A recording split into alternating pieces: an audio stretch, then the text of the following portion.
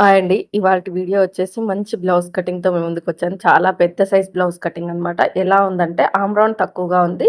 Body చూస్తే ఎక్కువగా ఉందనమాట. నడుము లూజ్ ఎక్కువగా ఉంది. కొంతమందికి కొంచెం స్టమక్ అనేది పెద్దగా ఉంటుంది చూడండి అలా అనమాట.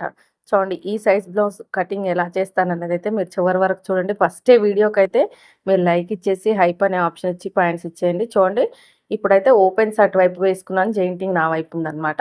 కింద హెచ్చు తగ్గులు లేకుండా నీట్‌గా ఒక లైన్ వేసేసాను. ఇప్పుడు సైజ్ బ్లౌజ్ యొక్క బ్యాక్ పార్ట్ ఉంటుంది కదా! దాన్ని మిడిల్‌కి మడిచేసుకొని టైట్ కుట్ల దగ్గరకు ఒక మార్కింగు, ఎక్స్‌ట్రా క్లాత్ వరకు ఒక మార్కింగు చూసారు కదా! 1 ఇంచ్ ఎక్స్‌ట్రా. 1 ఇంచ్ ఎందుకు? బ్యాక్ డాట్ కోసం.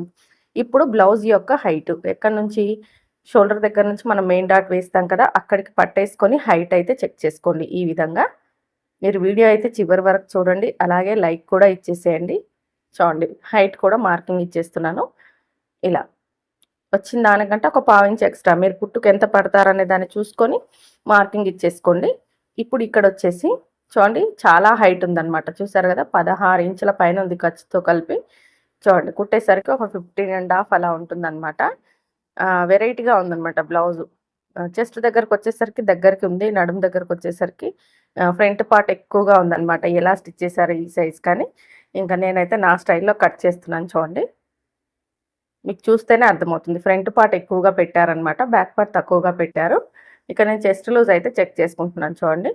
ఫస్ట్ హుక్స్ నుంచి చంక కింద టైట్ కుట్టు వరకు కొంచెం మనం లాగినట్టుగా చూసేసుకుంటే 9.5 అలా వస్తుందనమాట. 9.5 కొంచెం తక్కువ అలా వస్తుంది. 9.5 పెట్టేస్తున్నాను ఇక్కడ నేను. చూడండి నీట్‌గా సెట్ చేసుకొని చూస్తున్నాను అనమాట. అక్కడ 9.5 ఉంది. కింద క్రాస్ బెల్ట్ దగ్గర చూడండి 11 ఇంచెస్ ఉందనమాట. ఫ్రంట్ పార్ట్ చాలా ఎక్కువగా పెట్టేసి కుట్టారనమాట. అంటే మనం ఉక్స్ పట్టీకి, కాజా పట్టీకి గ్యాప్ రాకుండా కట్ చేస్తుంటాం చూడండి. అలా కట్ చేసి ఉంటారనమాట. చూడండి ఇక్కడ 9.5 ఇంచులు చెస్ట్ లూజ్ వచ్చింది. చెస్ట్ లూజ్ పెట్టేసుకుంటున్నాను ఇక్కడ నేను. ఇంకా నాకు డౌట్ వచ్చిందనమాట ఈ బ్లౌజ్. నడుము లూజు బ్యాక్ పార్ట్ కరెక్ట్‌గా లేదు కదా అని చెప్పేసి 38 వచ్చేసి చెస్ట్ లూజు. నడుము లూజ్ వచ్చేసి 32 ఇంచులే వస్తుందనమాట బ్యాక్ పార్ట్ చెక్ చేస్తే. అంటే మనకు ఫ్రంట్‌లో ఎక్కువ ఇచ్చారు వీళ్ళు.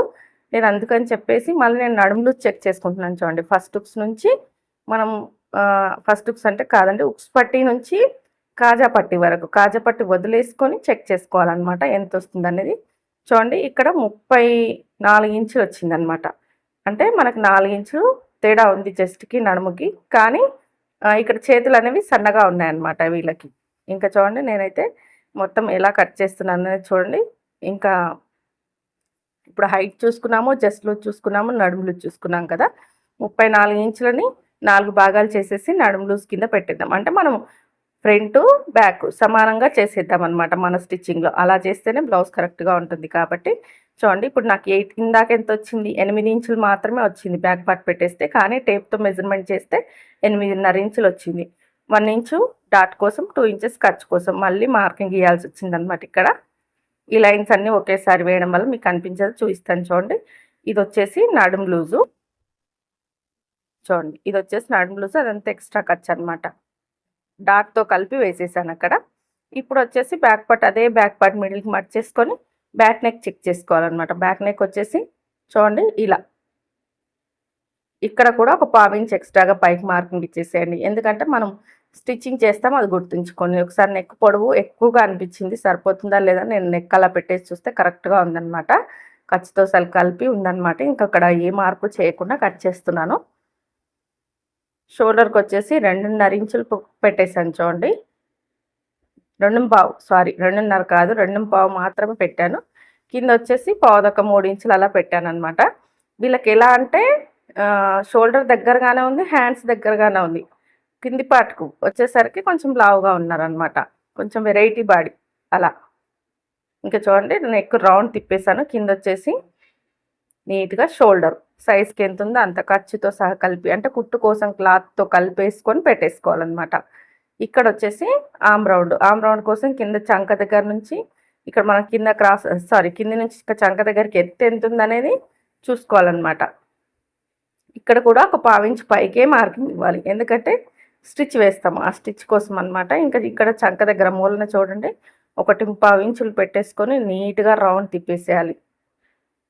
ఇలా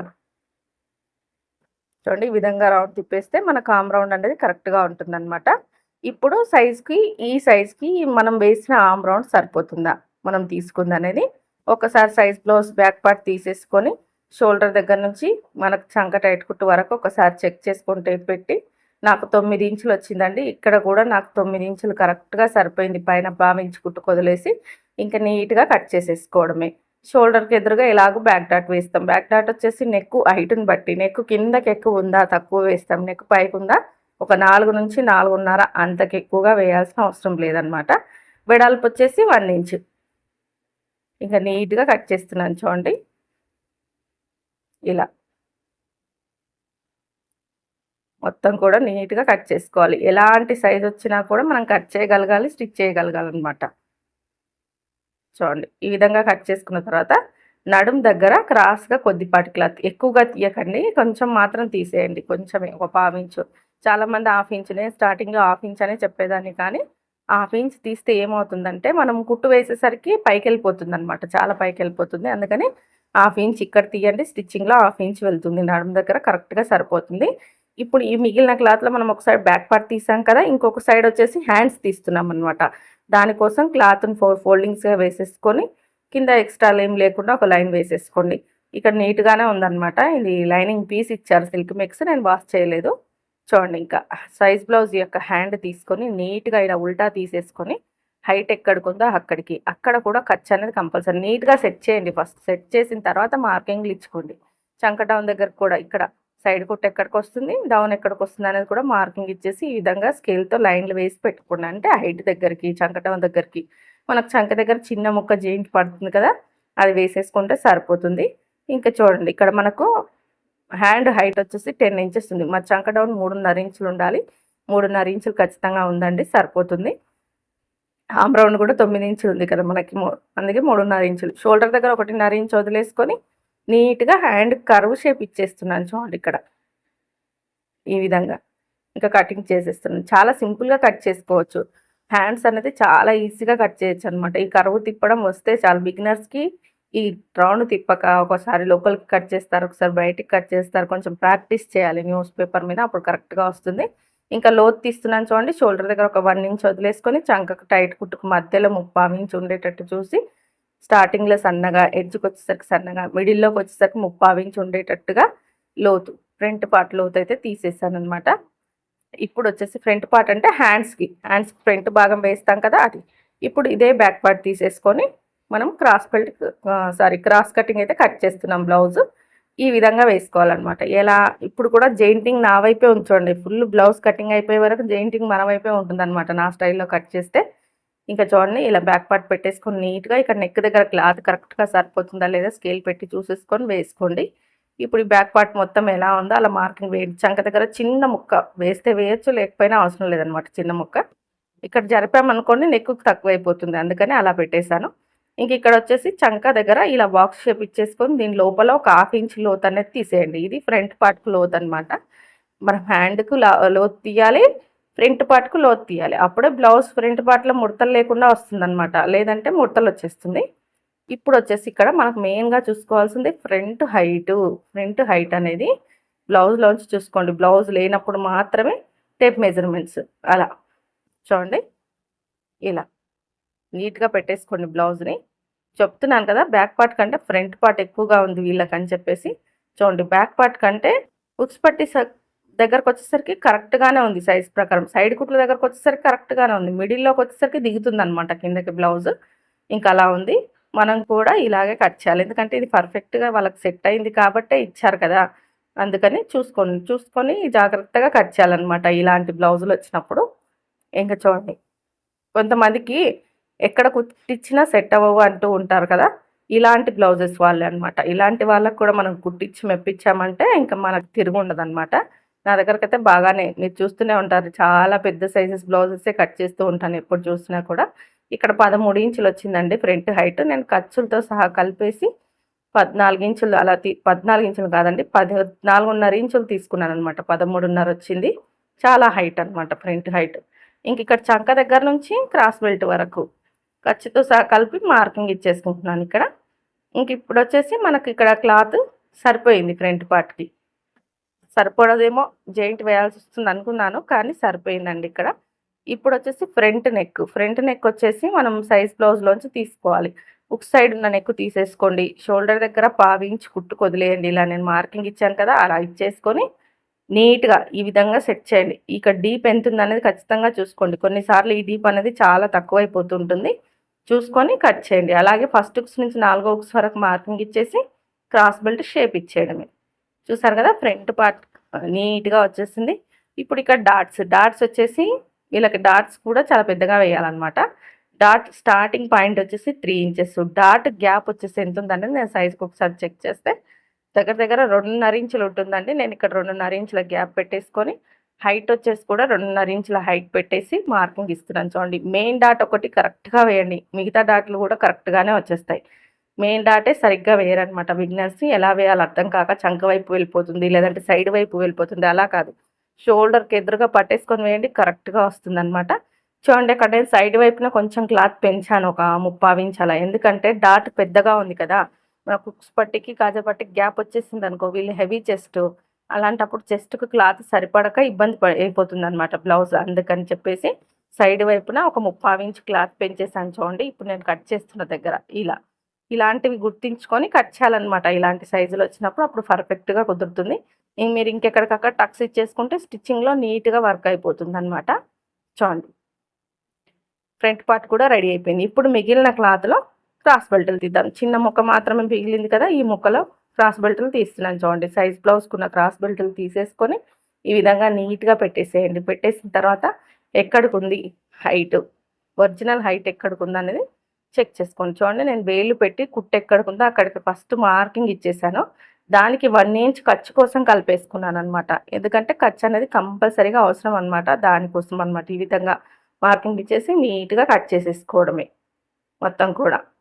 ఇలా క్రాస్ బెల్టులు కూడా రెడీ అయిపోయాయి కదా. ఇప్పుడు ఈ కటింగ్లోనే నేను మెయిన్ క్లాత్ కట్ చేసేది కూడా మీకు యాడ్ చేశాను అనమాట. చూడండి, ఇది పెద్ద సైజ్ కదా, ఇలాంటివి కట్ చేస్తున్నప్పుడు చూపించాలి. ఇలా 2 బార్డర్స్ ఒకేలాగా వచ్చినప్పుడు మనం అటొక హ్యాండ్ ఇటొక హ్యాండ్ వేసి తీసుకోవచ్చు సేమ్ ఉన్నప్పుడు. కానీ ఇది పెద్ద సైజ్ బ్లౌజ్ కాబట్టి నేను అటొక హ్యాండ్ ఇటొక హ్యాండ్ వేసి తీద్దాం అనుకున్నాను, కానీ సరిపోవట్లేదు అనమాట. ఇంకా తప్పలేదు, ఒకే సైడ్ హ్యాండ్స్ తీసి చిన్న చిన్న ముక్కలు అయితే జాయింట్ పడ్డాయి అనమాట. ఒక 1.5 ఇంచ్ 1.5 ఇంచ్ 4 సైడ్స్ హ్యాండ్స్కి అటు ఇటుగా వేసేసాను. ఇంకా నేను ఇలాంటి బ్లౌజులు వచ్చినప్పుడు అయితే పర్టికులర్గా హాఫ్ హ్యాండ్స్ కానీ లేకపోతే సరిపోతుంది అనుకున్నప్పుడు కానీ ఆ చివరిన ఒక హ్యాండ్ వేస్తాను, ఈ చివరిన ఒక హ్యాండ్ వేస్తాను. వేసి మిడిల్లో వచ్చేసి బ్యాక్ ఫ్రంట్ క్రాస్ బెల్ట్ తీస్తాను. బ్లౌజ్కి ఒక్క అతుకు అనేది పడకుండా బ్లౌజ్ అయిపోతుంది అనమాట.